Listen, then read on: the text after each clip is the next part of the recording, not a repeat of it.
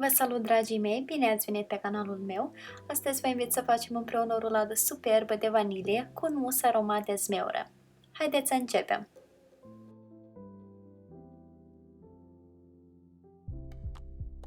Pentru început, trebuie să separăm albușurile de gălbenușuri. La bolul cu gălbenușuri adăugăm prima parte de zahăr indicată în rețetă și puțină pastă sau extract de vanilie. Batem gălbenușurile timp de 4-5 minute până se deschid la culoare și capătă puțin volum.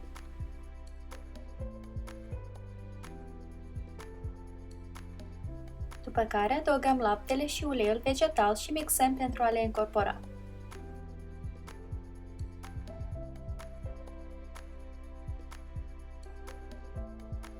Cernem făina și o incorporăm cu mixerul. Nu mixăm prea mult, doar până se incorporează.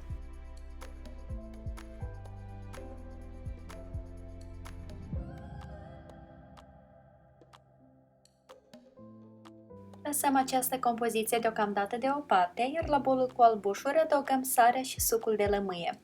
Albușurile trebuie să fie de temperatura camerei, iar pentru a le bate, telurile mixerului trebuie neapărat să fie curate și uscate. Batem albușurile până formează o spumă moale, după care începem să adăugăm puțin câte puțin a doua cantitate de zahăr indicată în rețetă. Continuăm să batem albușurile până obținem o bezea densă și lucioasă.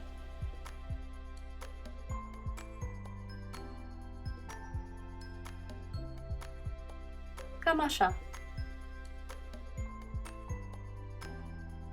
Adăugăm bezeaua obținută în câteva etape la compoziția de gălbenușuri, incorporând-o cu mișcări largi și ușoare cu o spatulă.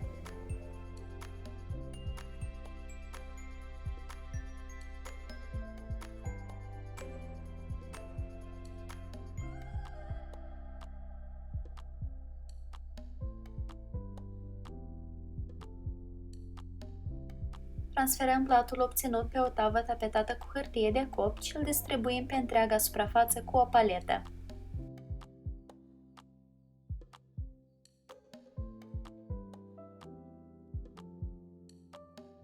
Dăm platul la cuptorul preîncălzit la 150 de grade timp de 20 de minute, după care vom ridica temperatura la 170 de grade și îl vom mai lăsa pentru încă 5 minute sau până când trece testul scobitorii. Mare atenție să nu uscați prea mult platul, pentru că altfel se va rupe atunci când veți încerca să-l rulați. Platul trebuie să rămână flexibil. Îl lăsăm să se răcească timp de câteva minute, după care plasăm deasupra o hârtie de copt și un tocător. Ne întoarcem pe partea opusă și îndepărtăm tava. După care scoatem hârtie de copt și lăsăm platul să se răcească complet.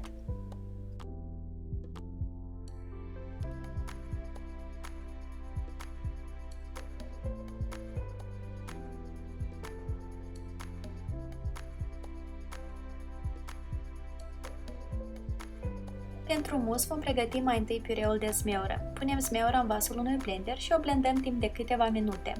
Zmeura mea a fost inițial congelată. Strecurăm piureul printr-o sită pentru a îndepărta cea mai mare parte de semințe. Pentru a obține 100 de grame de piure, inițial veți avea nevoie de aproximativ 200 de grame de zmeură. Adăugăm zahăr și punem piureul la foc mediu scăzut până tot zahărul se dizolvă și piureul dă primul clocot. În același timp înmuiem gelatina în apă rece.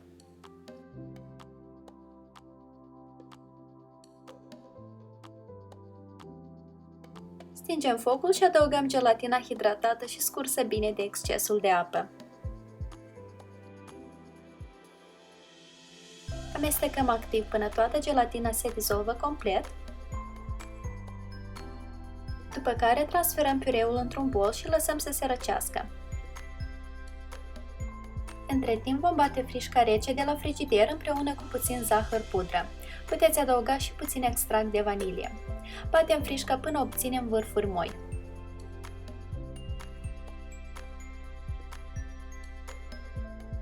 Când piureul s-a răcit, adăugăm la el puțin iaurt grecesc și amestecăm totul bine. După care vom turna această compoziție direct peste frișca bătută mai devreme.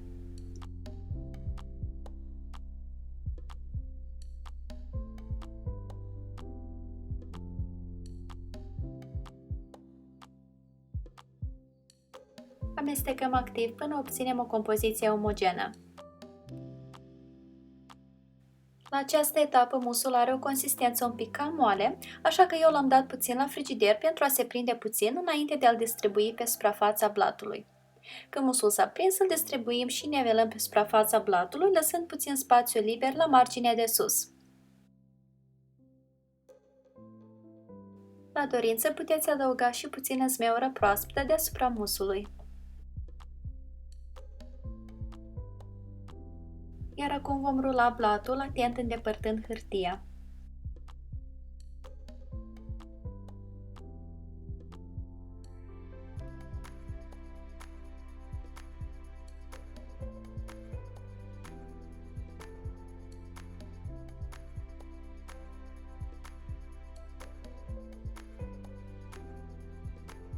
Învelim rulada hârtie, strângem capetele și o dăm la frigider pentru minim o oră.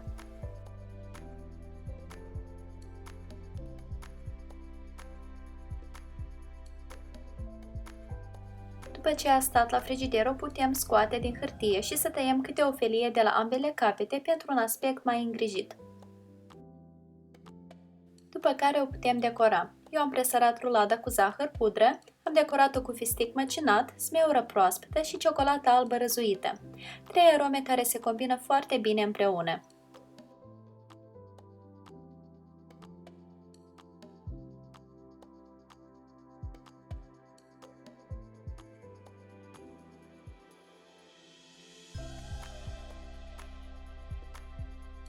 Rulada este gata, este extrem de aromată și se topește practic imediat în gură. Are un gust foarte vibrant, însă nici de cum prea copleșitor și poate fi un desert perfect cu sau fără o ocazie specială. Lista la toate ingredientele folosite în această rețetă o veți găsi în descrierea acestui video. Iar eu vă mulțumesc că ați fost alături de mine și vă doresc o zi delicioasă în continuare. Poftă bună! Pa, pa!